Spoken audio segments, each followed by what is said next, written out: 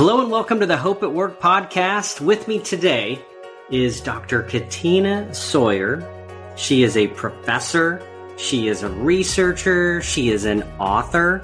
And you know what, Katina? This is, I think, we're about halfway through the second season of the Hope at Work podcast. You were the very first guest on the podcast to actually have some semblance of expertise in the topic of hope. So I can't wait to have this conversation. Welcome to the podcast. Thank you so much. And I'm excited. Yeah, let's talk about hope and whatever else you want to talk about. Let's do it. Okay, let's just jump right in. First of all, maybe some context for you. The audience that knows the podcast knows a lot of this, so it'll be a little redundant, but I want to repeat it anyway. So the way that I got introduced and interested in the topic of hope actually goes way back to the 1990s. I am that old. I went to the University of Kansas. I studied under a gentleman by the name of Rick Snyder. His class was the psychology of hope. I had no idea at the time he was like the godfather of hope. Yes. But I just loved it. And I found it fascinating. But afterwards, I kind of put it on the back burner. And I went and created a career in HR. And what I learned over the last few decades in the world of HR and HR technology is a couple things. First of all, we spend the majority of our lives at work, Katina. Yes. And I don't know about you, but I don't know that many people that like their work environment, which I think is really sad. I think we should. I think we should find work meaningful. I think we should enjoy it. I think we should be good at it. And so it bothers me that I don't run into a lot of people that genuinely enjoy the world of work. So it made me actually come back to hope. And so I've spent the last decade in the world of workplace technology. It's completely disrupted the way that human beings work. It's going to continue to do that in the next 10 years. And that's the podcast right there. And the newsletter. And I've got the workplace hope assessment, which I want to talk to you about as well. But maybe let's start with how you define hope, obviously in the context of the workplace. Yeah. So I think that something that's kind of interesting about hope as a concept is that the way that we think about it academically or the way that we might measure it in the workplace misaligns a little bit with, I think, how people colloquially think of hope. So I think a lot of people think of hope as being wishful. I'm hopeful that something will happen, right? As a sort of a state of being. But academically and in the research, hope actually requires work. And there are three parts that traditionally people have thought of when they think of hope. And that goes back to Snyder's conceptualization. And that has been applied in a workplace context as well. The first is that you have to have a goal that you're hoping towards, right? So without a goal that you're hoping towards, you don't really have the ability to hope for something. So hope needs to have an object or an endpoint that you're trying to achieve. And then the next two parts of hope have to do with agency, which is the feeling of energy towards actually trying to achieve that goal. So being sort of uplifted and inspired to pursue that goal, combined with multiple ideas or pathways towards achieving that goal.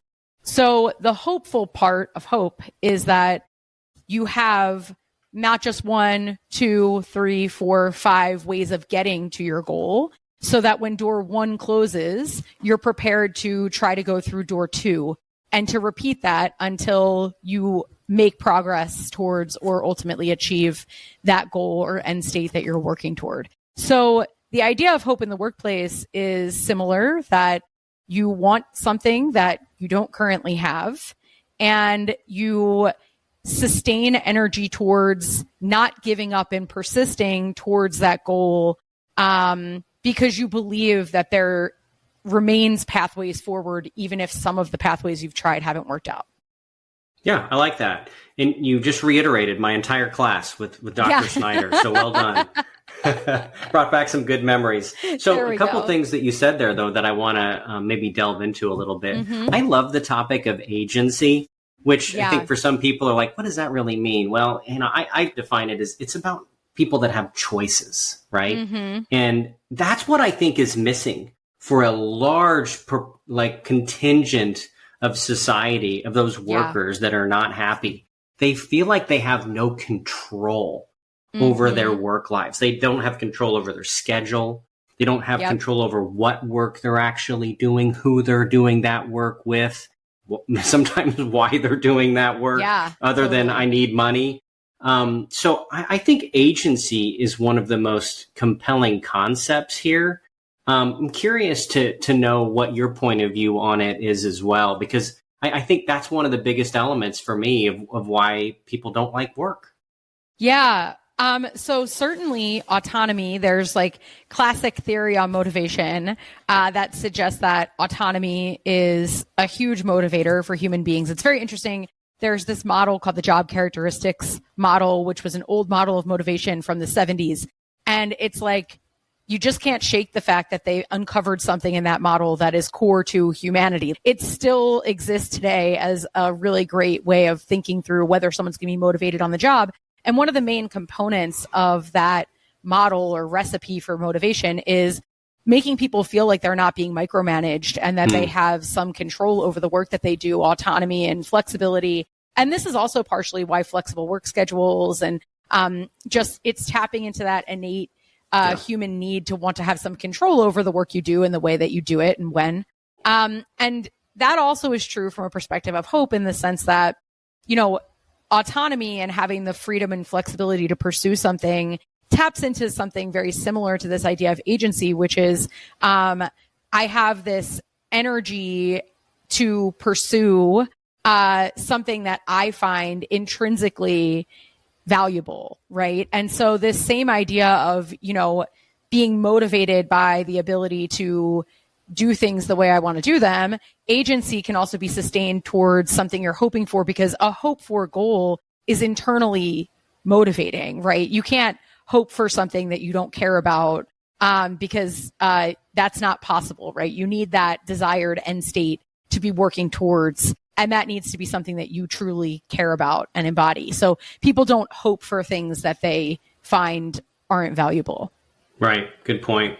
So the other thing that you mentioned was, I believe you referred to it as pathways. And I like how you use the analogy of it's like this door just shut, but I feel like there's some other doors that I can open.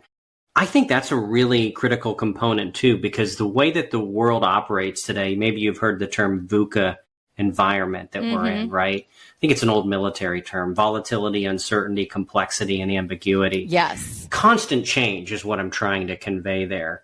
And so that means pathway thinking is so important, because if we're going to operate in a world that's constantly changing, you need to feel like you've got options and that you've got viable options that you can choose when the world changes. Agreed?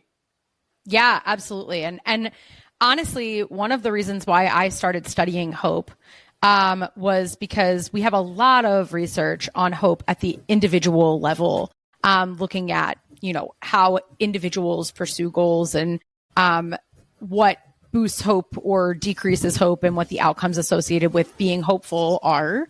But we also have, you know, collective forms of hope that might emerge when in society we're all grappling with a big change. So I'm thinking about COVID or, you know, these big grand challenges, these societal things that are gripping all of us, right? That we want to try to overcome: environmental issues, poverty, you know, these big societal level ills that we try to tackle as a group. And one of the things that I was finding interesting was that we have these grand challenges that we want to tackle. But when we think about these big, you know, you're talking about VUCA, like these big environmental permeating challenges that we're all facing kind of together as a human race, right?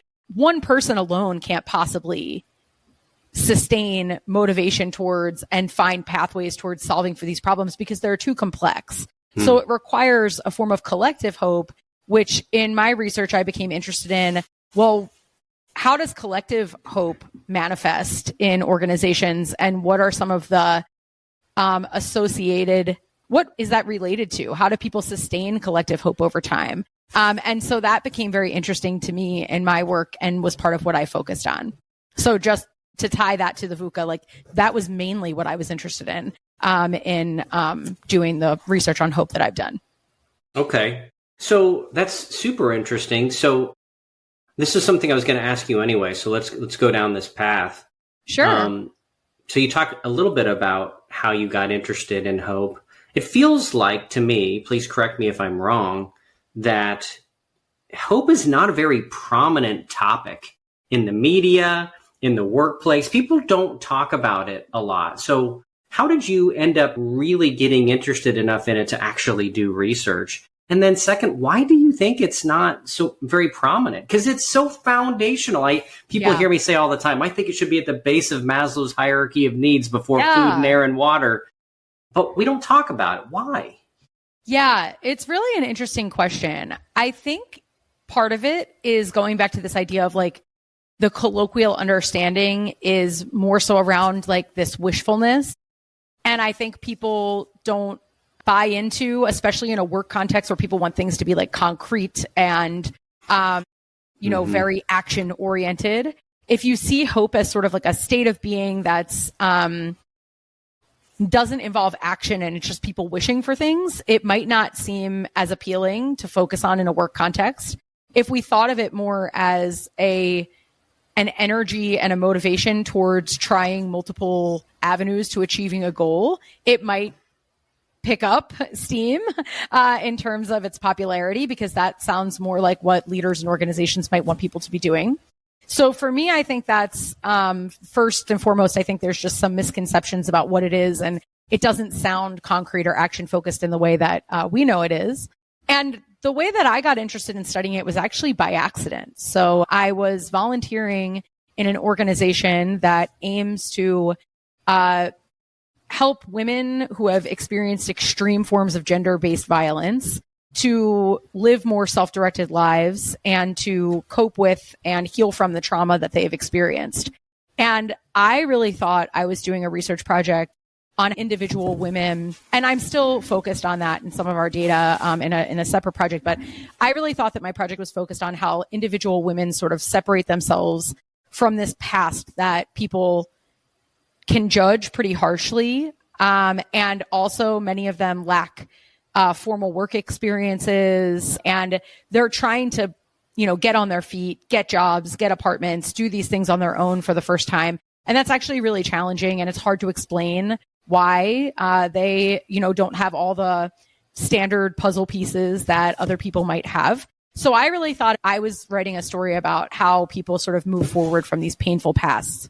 And what I found was that in addition to that story being interesting, there was this other thing going on at the organizational level, which was that the mission that they were trying to achieve was incredibly challenging. Often these women had been through extremely, extremely difficult circumstances, sometimes for decades, where they're trying to work through childhood trauma that started when they were 2 years old, and now they're 60. And they're trying to work through all of that and get themselves on their feet and figure out what goals they want to achieve and how to get there. And they have a year to do it, which is barely any time when you think about the amount of time that it took for them to get to this place, right? And so the organization was really grappling with maintaining hope. And what we found, and what I found was really an interesting story here, was that hope permeated everything that they did. They talked about hope all the time and the need to have hope, and they rallied around the idea of hope, but their ability to sustain hope was a lot harder than they had originally anticipated, because the challenges that they faced were just very grim. And so from that perspective, it was a very accidental way of getting into studying hope, but I've sort of had to follow my nose and what's the story here? And it really was a hope story. And the hope story was that hoping together for something to be achieved that's very challenging is hard. And that's not that we shouldn't hope together, but we should anticipate that it's going to be a tough process to maintain that hopefulness over time. Okay, so I'm going to go back and unpack some of the things that you said. Yeah. You said a lot there. Yeah, I know. So first of all, based on what you said around, why do we think it's maybe not as prominent? I think you're right. You've said a couple of times, you've used the term wishful. Mm-hmm. And I think, again, people, think of it in that way and therefore may not ascribe, the same tangible nature that we want to see in, specific outcomes in the workplace. I think you're right about that. And so here's my definition of hope at work. You ready, Katina? Sure. So yeah. It is the active belief in a better future. And I really want to emphasize the active part, right? It's not a wishful thing. It's not, I hope something happens and, we'll see. It's no, you play an active role in this. And so you have a part to play. And then when I talk about, a better future, the reason I say it that way is I don't want to say, well, I want to be CEO or I want huge growth professionally, financially, whatever. Sure. For a lot of people, that's not it. They're not looking for that, but they are looking for more, for change, for whatever it is that's, important to them, whether that's the next generation wants meaningful work and purposeful work. They'll give up titles and they'll give up, money for flexibility and autonomy, as you pointed out earlier. So, first of all, I want to point that out. That's my definition. I want to come back to your point of view on that here in a moment. But I really find it interesting that you're also talking a lot about not just individual level hope, but organizational level hope. And I work a lot with healthcare clients, and I imagine that they experience a lot of what you saw in the organization you were volunteering at, where they experience a loss of hope, they experience burnout, they experience compassion fatigue. Yeah. Right?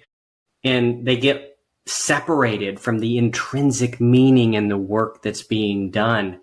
And the biggest challenge I think we have is how do we sustain hope and connection to the meaningful work that we're doing? It's kind of funny. I was a volunteer also at the time that I was in this class. Way back in the 90s at KU, an organization called the Solace House. And it was an institution that was a nonprofit that basically helped grieving children and their families. So anybody who'd gone through a loss with an emphasis on children. So I led the teen group, and that was a tough group, let me tell you. I lost my father when I was a teenager, so I was able to relate. But love that you forged your opinions and perspectives in that kind of environment. We have that in common. But let me come back to, this definition of hope, of the active belief in a better future. What's your reaction to that? Is there anything missing from that? I'm happy to have you deconstruct it from an academic point of view of what else should it include, or what's your reaction to it? Get ready to turn up the volume on your HR game. I'm Jay Arnold, former musician turned HR leader and host of Backstage Pass, the HR Rockstar. Each episode pulls back the curtain on key HR topics, from leadership lessons and bold career pivots to the latest in HR tech and talent strategies, featuring the rock stars within their industries. If you're ready to shake up the status quo and amplify your impact, this is your all-access pass. You can catch the show on the Work Defined Podcast Network and wherever you listen to podcasts. Subscribe now, and let's rock the future of work together. No, I think it has the components, right? The better future is broadly defined, but a different end state, right? And that might mean different things to different people. So that's sort of like the goal, right? And then the belief part is sort of this motivation or energy towards the idea that this is possible. And then the active part is the part of, you actually have to do something. You can't just wish for it. You have to work for it. And that's what separates hope from optimism, right? Optimism is the general expectation that good things are going to happen, but it doesn't require an action state like hope does. I love that. I don't think I've actually talked about this on the podcast of distinguishing hope from optimism because they are different things. It's funny. So with our church in Tennessee, we, over the Christmas break, we selected a family to sponsor, if you will. And so we got a bunch of gifts for this family with lots of kids. And we met with the mom, and she was so sweet and she was so nice. But it was interesting just having a couple minutes to talk with her because she was optimistic, like things are going to get better. I know they will.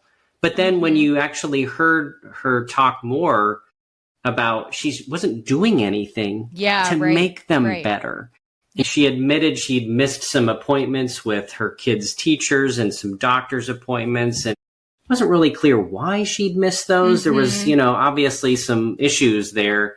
But it was interesting because I walked away going, she's optimistic, and yet she's not taking any kind of accountability for the action that she needs to take and the role that she plays in bringing that hope to fruition. Do you know what I mean? Yeah. And I think that's the core difference is you can be a very optimistic person, and that's like a trait, right? You can learn to be more optimistic as well. But that's sort of a mentality or a mindset. But hopefulness is more of a set of actions or behaviors mixed with a mindset. Okay. And so I think that that's right, that, you can be optimistic that it's going to be a sunny day today. People don't hope for a sunny day, maybe unless it's like their wedding day or something, who knows, right? But usually what you're hoping for is something more out of reach, more out of grasp. It requires something to get to that place. And that's also part of why just a general happy mentality or a positive mentality isn't quite enough to actually be hopeful or sustain hopefulness, because your goal is not going to get any closer without you doing something to make it happen. Right. So you've actually done some research on the topic of hope. Just in general, anything that you'd like to share in terms of interesting insights that you've uncovered or, details that you found that you want to share with the audience? I'm curious. Yeah, sure. So I've really looked at this idea of collective hope in my own research. And, I think something that's really came out very strongly is that hoping is a little bit of an emotional roller coaster because you want something really bad and it's really hard to achieve. And when those doors close and you have to walk through a new door, that's not easy, right? That's something that can produce anxiety and frustration. And so there's all these other, despair, all these other emotions that sort of can crop up to counter hope that need to be managed alongside of it. And I think the big takeaway is not necessarily like, well, this is going to be tough. While that's true, the big takeaway is what do we do with that? And what ended up happening in this particular organization and what we've been seeing in other contexts is that they decided to reframe how they looked at progress. So initially, progress was this big, lofty end goal, right? Of we're going to transform the lives of these women who have experienced this extreme trauma, and they're going to be, 100% healed, and they're all going to get jobs, and they're all going to get apartments, and they're going to be living, and they're never going to be in contact with these people again who had, perpetrated these horrible things against them. And so, and I think that they really started off with that vision of like, this is what we're here for, and this is our mission.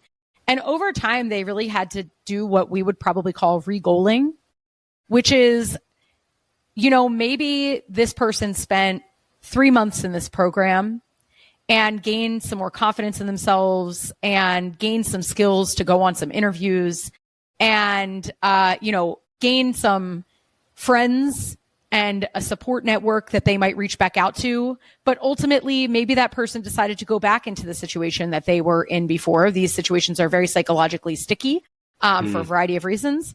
And so instead of seeing that as like a failure, the organization started to reframe this as, well, we provided a safe place for this person to be for these months. And maybe this isn't their time to be fully recovered, but maybe these 3 months will serve as a reminder for them when they're back in a situation like this of what things could be like. Maybe they'll enter a second program. Maybe they'll come back to us and stay for 6 months next time. It doesn't need to be this fully transformative experience to be progress. And also to help achieve their goal, which is to provide this healing, helpful space for women who have gone through this. Well, there are multiple ways of defining that, right?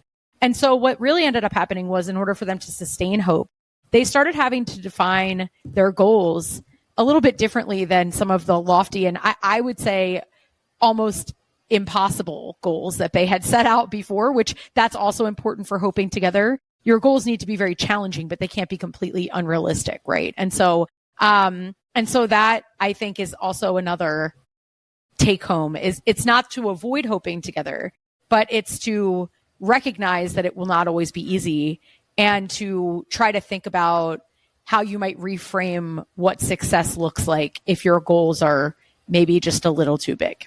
Yeah, I like that. That bigger picture, longer term orientation can no doubt prove very helpful. Okay, so I want to talk a little bit about your book. I actually have another book here too. I don't know if you've seen this. Hope yes, for I have Cynics. that book. Do you have that? I haven't read it yet. Have you read it? Now. I have not read it yet either. Someone recommended it to me, and it's been sitting in my queue for a bit, and I have to read it. I've got a queue as well. This guy's a professor, Dr. Jamil Zaki of psychology at Stanford. I actually saw him present recently and went out and picked up the book, but I'm interested in reading it. And then you've got a book coming out. Yeah. It's really about supporting workplaces that help people to thrive and understanding how to get back to basics when we think about how to create happy, healthy workplaces. And what we learned from our research in that book is that people's day-to-day work experiences, particularly with their leader, was the biggest fulcrum for them of whether or not they walked away at the end of the day saying, I feel well. And we also talk about how they define wellness. But I think it relates to this idea of hope, some of what we found, because one of the things that leaders can do to create these environments that people find they can best thrive in, and also as a happy byproduct, perform better in, is that they see the leader as a real person who has struggles, but continues to work to overcome those struggles anyway. And that actually ends up producing what I could characterize as a more hopeful work environment where people are more energized to overcoming their goals. What we see people do not want are leaders who appear perfect. They've never struggled with anything. They have all the answers, because people either view that one as fake. That person's covering up the reality and they don't trust a person who they can't trust. And then secondly, they also view that as really deflating, because if I think that what it takes to become a leader in this organization is to be this pristine person who always has the answers and never struggles, etc., then I'm not going to work to be that person because I just don't see it as a possibility. So what these leaders do is almost paint a hopeful picture of what it actually looks like to work together towards a better organizational environment, better outcomes, because they're not hiding the imperfections. They're saying like, yeah, this is tough and I'm struggling too, but I believe we can struggle through this together, as opposed to saying, well, I'm doing fine. If you're struggling, well, I guess that's, that's on you. So I do think there are threads here that link to this idea of hope. I think you're right. They're painting a hopeful but realistic and more authentic picture. Boy, authenticity, that's not something we see nearly enough of in the corporate landscape. And it's interesting to hear you also describe the importance of the relationship with these leaders. I read recently, I can't remember where it was, but the contention was that your supervisor at work has more of an impact on your personal mental health than your spouse, which I believe, because we probably spend more time with them, than we do our spouse. So I'm not surprised to hear what you described. Yeah. So it's called Leading for Wellness. It's coming out soon. You can get it on Amazon. Yeah. I have already signed up for the pre-release, so I can't wait to get it as soon as it's available. Let me ask you one last question before I let you go. Sure. Just in general, what can we do to help people become more hopeful about work? If you could just give us a couple of small things that people can take away from your point of view, from the research you've done, maybe anything you learned from writing the book. Yeah, sure. I think that doing activities, interventions where you actually focus on building hope capacity for hopefulness in your team. So what are the goals you're trying to achieve? Are we all on the same page about those goals? Are we all excited about those goals? How can we understand the impact that those goals have? Sometimes we think that people understand, and that's inherent in, everybody understands the mission of this company and why it's important, right? I used to do some consulting for an oil and gas company, and they would talk about how they kept so many families' houses warm during winter, right? There are different ways of framing what you do, right, to help people to understand why you find it motivating, right? How we might tap into that. And then secondly, what is it that we're doing in the organization to actually try to achieve those goals? And can we get concrete about those pathways? Planning for challenges. Okay, we have plan A, but if plan A doesn't go well, then what's our plan B? And actually being forward thinking about having those contingency plans for really challenging goals, so that when people hit a snag, they're not thrown off kilter. They didn't anticipate it. They actually are ready with that next pathway. So I think some real dedicated time to brainstorming and getting and rallying around energy around the goals. And then also this isn't going to be a perfect path. What are we going to do about it? And I think that helps people to be able to tackle the challenges to hoping as they come. Love it. So reconnect people to the meaning and the purpose behind the work. In some cases, like in healthcare, there is intrinsic meaning in the work that's being done. We just, for some reason, get disconnected and we're not as aligned to it as we were maybe at the start of our career. And then to your point, plan for challenges. It's going to be difficult at times. And if we know that in advance and we plan ahead, I think it can be helpful. So that's good advice. Very practical, pragmatic. Thank you. Appreciate that. I tell you what, I've really enjoyed the conversation. It's been great to have a hope expert on the call, and really enjoyed, working with your cohort, Patricia, as well. I can't wait for the book to come out. Thank you for taking the time to join us on the Hope at Work podcast, Katina. Thanks for having me. This has been so much fun. You bet.